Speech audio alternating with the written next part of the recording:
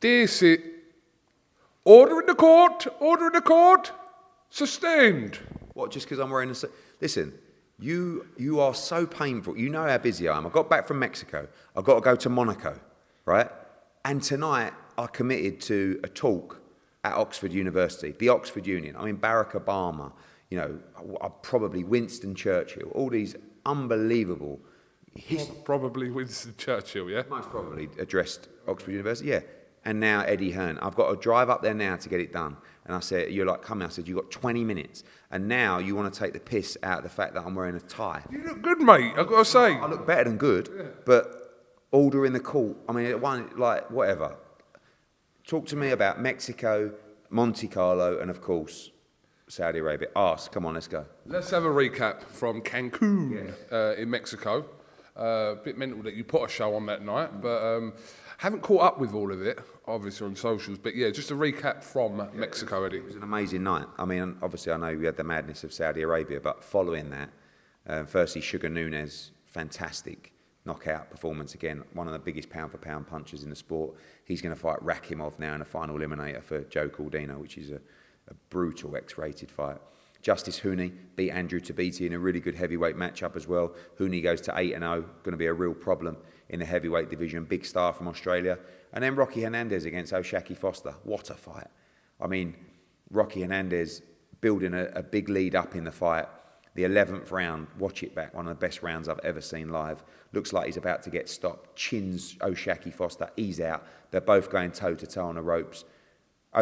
Rocky Hernandez up on the scorecards, just has to survive 3 minutes. He gets to 25 seconds left in the round. He's been knocked down twice. He doesn't know how to hold. All he knows how to do is have a tear up. And the referee jumps in and stops it. 25 seconds for him to be crowned world champion. So big respect to O'Shaquie Foster, who, if Joe Cordina, we'll go on to the Monaco show this week, can get through out there, against Edward Vasquez, who, by the way, O'Shaquie Foster trains with and said, this is a tough, tough fight for Joe Cordina. We want to make Joe Cordina against O'Shaquie Foster in a big unification. Also on the card, our South African world champion, Notashinga, light flyweight, coming off the back of 2 fight of the years. Sully Sissoko in a big fight. And Ramla Ali. Big night for Ramla, yeah. Massive. Goes straight back in against Guzman, the Mexican, after that knockout defeat. I mean, unbelievable heart and courage to do it. Very dangerous. Going to be a great fight, and I think Cordina Vasquez will be a great fight. So first time back in Monaco by royal appointment, as you know, 300 people in black ties, royalty everywhere. Big night for us, can't wait, and heading out to Monaco shortly for fight week. Miss them old Monaco days, to be fair. They were good shows. Yeah. Really good, and looking forward to being back, and first of many back in the Principality. And if people need reminding, Monaco is where Eddie Hearn made Malik Scott and Luis Ortiz. The worst fight I've ever made. And I convinced Peter Nelson from HBO to buy that fight, and he flew over to Monaco. He was really excited, and he sat there and he was behind me, and I could just feel him looking at me going, Hearn, you are a tosser, convincing me to buy this. Worst fight I've ever put on. But shout out to Malik Scott, shout out to Luis Ortiz, putting it on the line regardless. Right, Mr. Hearn. Yeah, your name popped up every now and again in Saudi Arabia last week, as you know. And then I saw your little smug interview with Matchroom Boxing. 1 million views.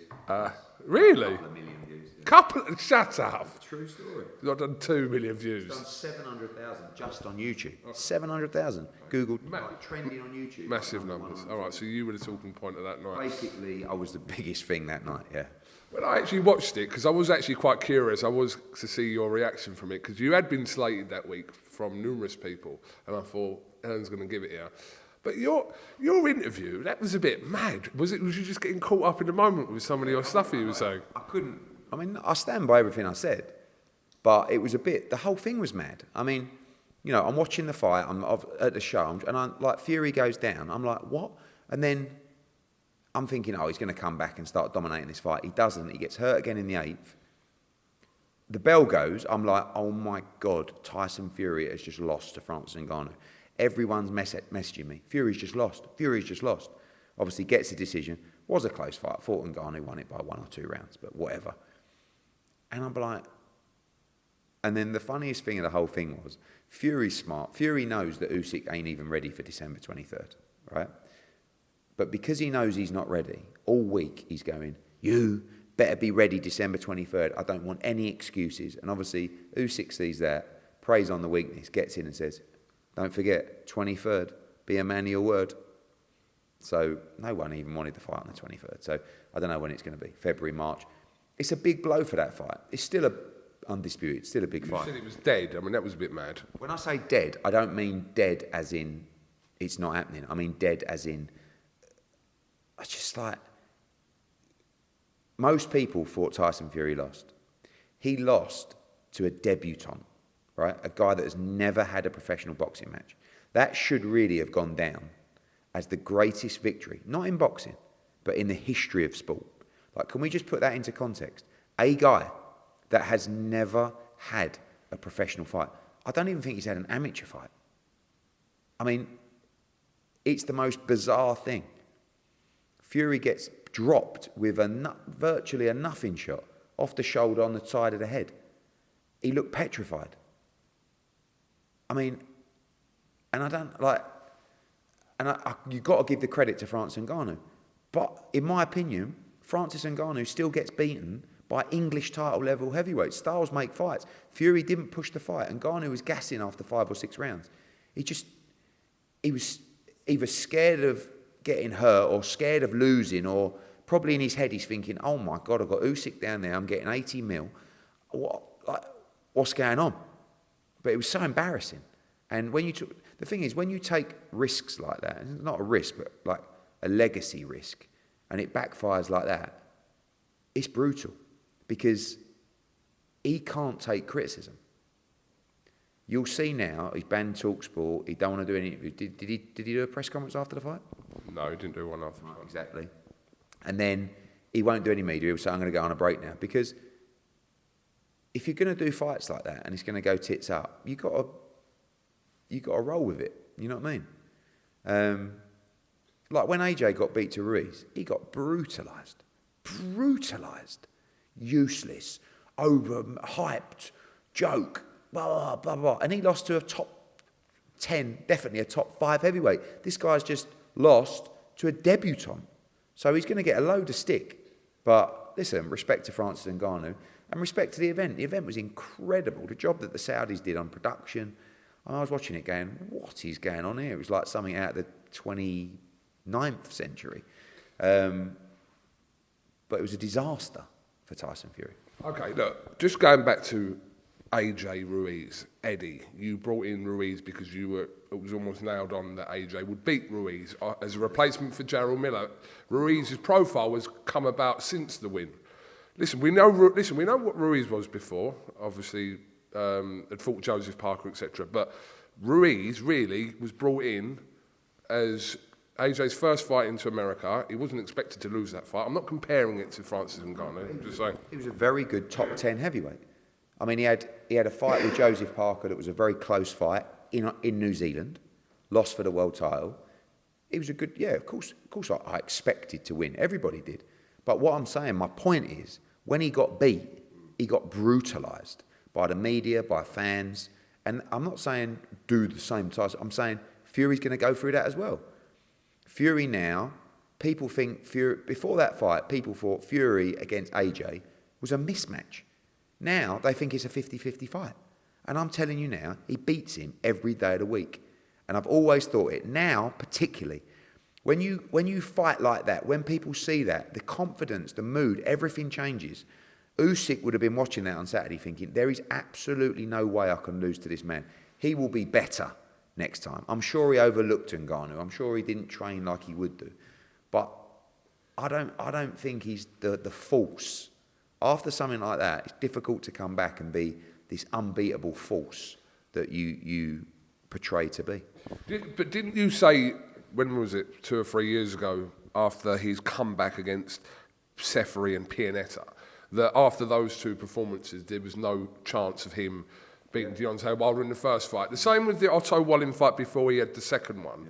But he's had an off night. But we've kind of seen this with Fury before. But is there nothing to look into that from? Maybe, but he's had an off night up against a bloke that's never boxed before.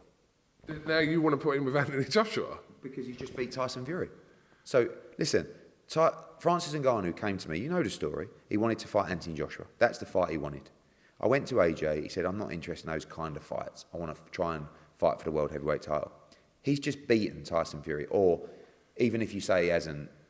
But he actually hasn't, though, has he? In most people's minds, in opinion, he won that fight. If he didn't, he lost the fight by a round, right? Tyson Fury's own words, he just gave me my toughest fight of the last 10 years. I think he's earned his right and credibility to be in another big heavyweight fight. I'm not like putting all my eggs in one basket saying, oh, we must fight Francis Ngannou. If that fight came for AJ now, which is one of the biggest fights, if not the biggest fight in the whole of boxing, my advice to Anthony Joshua would be to take that fight. Because one, he beats him comfortably, and two, it's massive. You imagine them two next to each other. Two absolute I'm talking Rumble in the Jungle Part 2 in Africa. Eddie, how can you say it's the biggest fight in boxing, like, right now, AJ? Well, AJ Fury is still bigger than that, and Fury Usyk is still bigger than that. I don't think Fury Usyk is. I think AJ against Ngannou is a bigger fight than Fury Usyk, in my opinion. AJ against Fury, arguable, but let's be honest, Fury's contracted to fight Usyk, so that can't even happen. But I wish it did. I wish it did, and I'll tell you something now. AJ knocks out Tyson Fury. I'm telling you now. And for people that, I said this before, and everyone said to me, shut up, Hearn, you big dosser, or whatever I get called at service stations when I put up to fill my car up. You know. To all you dosser callers, you know. Styles make fights. You see Saturday night. Have you spoken to Anthony Joshua about Ngannou since the fight with Fury on Saturday, about what he feels about that? Not really. We had a chat. It was more about trying to get some direction on December, January, and what we want to do. Look, he wants to win the World Heavyweight Championship. That is the most important thing to him.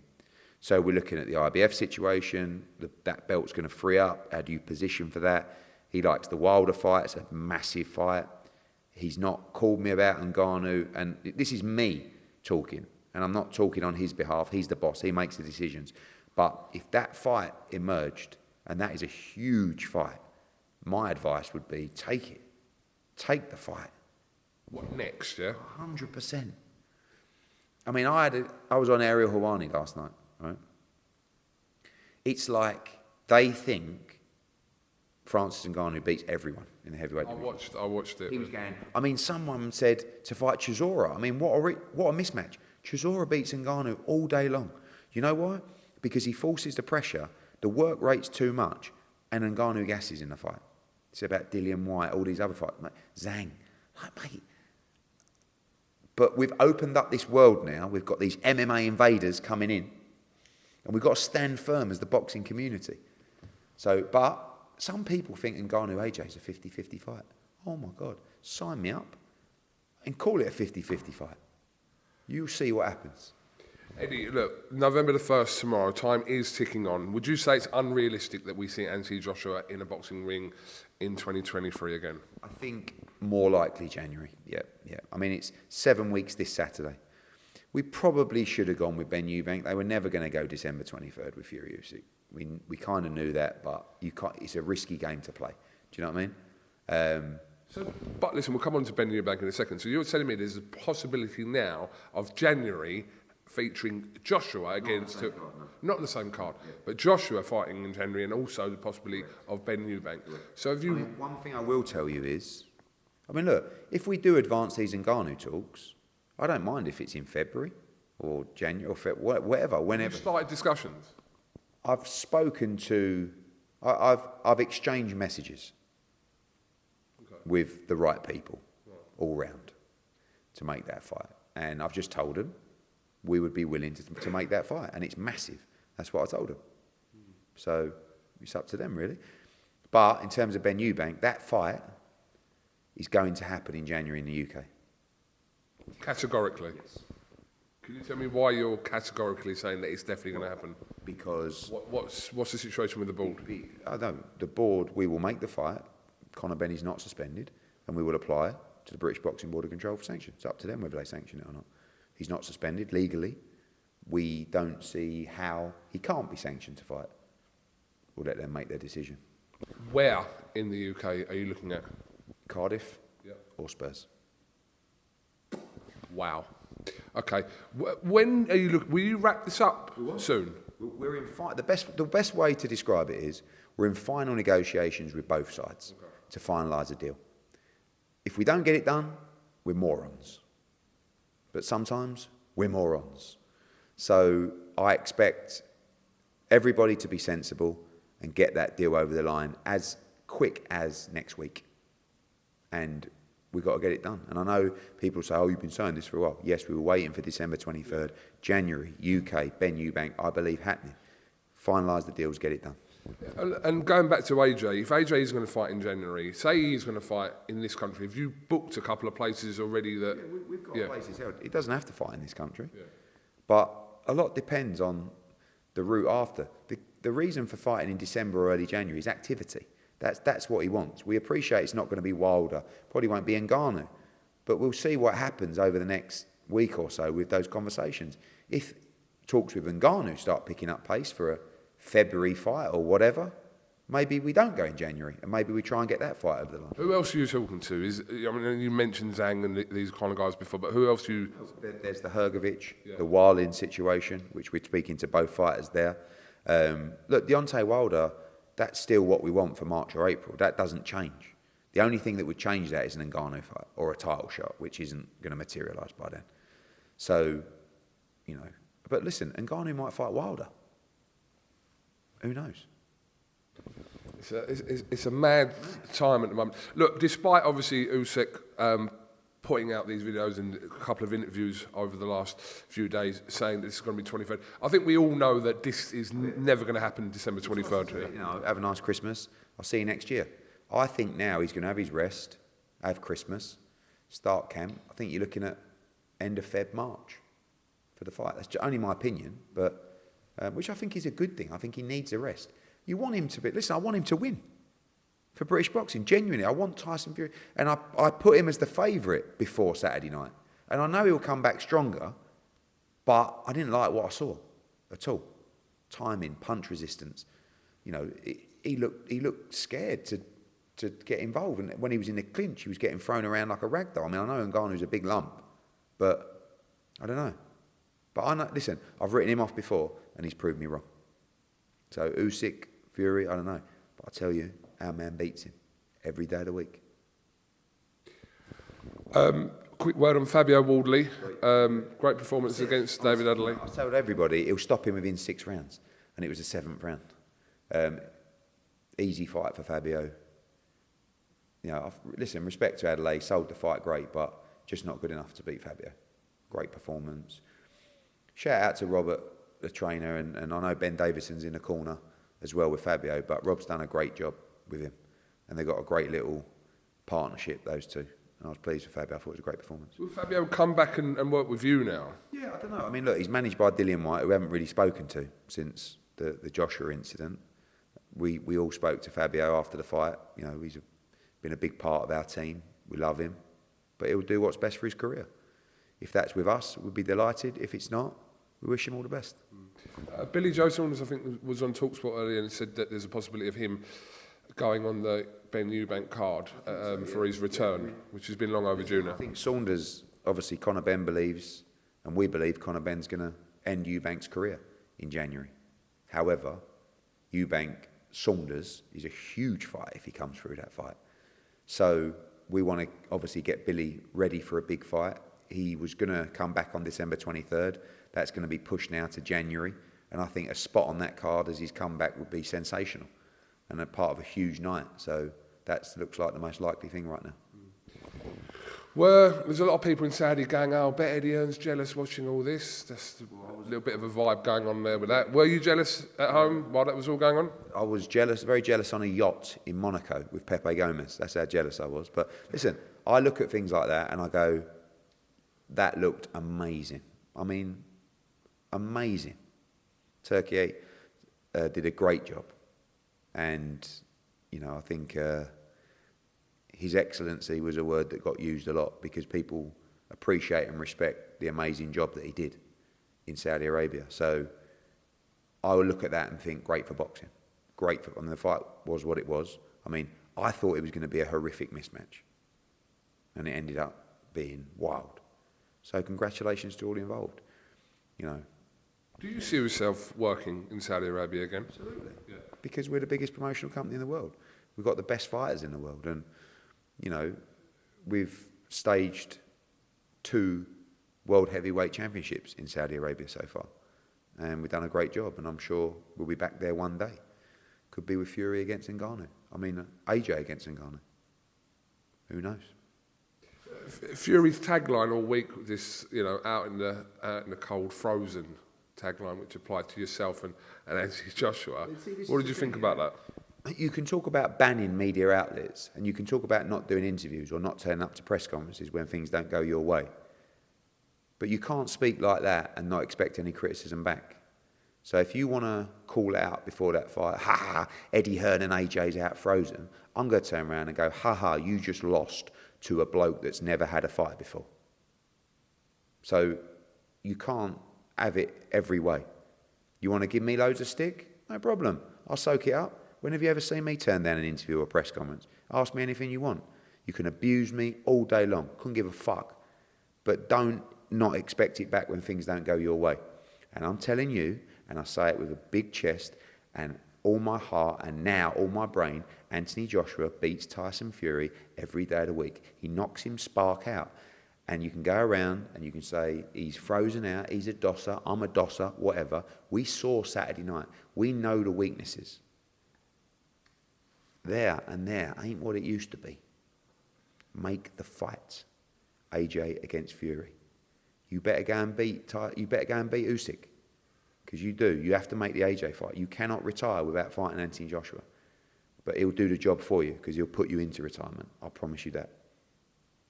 To be fair, hold on, I'll say something. I'll say one thing now. Love Tyson Fury. Love John Fury. I even like Shane Fury. Met him at the Misfits. Had a chat with him. I really like him. But you can't expect to go at someone, slag them off, and then not take anything back in return. But respect to them and what they've done. But to be fair, Tyson Fury did do 2 interviews after the fight. he didn't do the press conference. He didn't do the press conference. He spoke to IFL and he spoke to Boxing King Media. I'm just saying. No, I'm just saying. If you get paid what you get paid, you do that press conference. When AJ got concussed against Andy Ruiz, the doctor said to him, don't do the press conference. And he said, I ain't not doing the press conference. It's embarrassing. It looks like I can't have it every way. I'm winning, I want to do all the media, and then I lose, and I just disappear out the back door. So don't give me that. No, I'm just addressing that he did speak to some of the media. Do you think he should have done the press conference? Yes, I do think that. Yes, that I think he should have done, but he's got his reasons why. University. Is there anything else you want to ask me? No, nothing. But can I say one thing? This is going to be the first year, as you as a promoter, where you're not going to have promoted a pay-per-view show. I'm pretty certain that stat is right. But how mad is this? Actually, you're wrong. Devin Haney against Regis Prograis. No, hold on. I'm talking about in the UK, right? Pay-per-view show in the UK. When was the last year you didn't do one? Hang on. For years and years, all I've had is unbelievable abuse about doing pay-per-view. No, I love pay-per-view. Now I don't do one. Everyone wants a pay-per-view. No, is that true though? UK, for a UK pay-per-view, you've never not done one. Correct. And if you're all calling me out for not doing enough pay-per-views, I'll tell you what, next year I'll do loads for you. See how much you like it. And you're gonna have to pay £500 for a charity of my choice as well. The bet. I told you that Benn-Eubank won't happen. Name your charity. All right. I'll come back to you with the charity in our next interview. Eddie, enjoy Monaco and Oxford tonight. Oxford and Monaco in the same week. All right. See you later.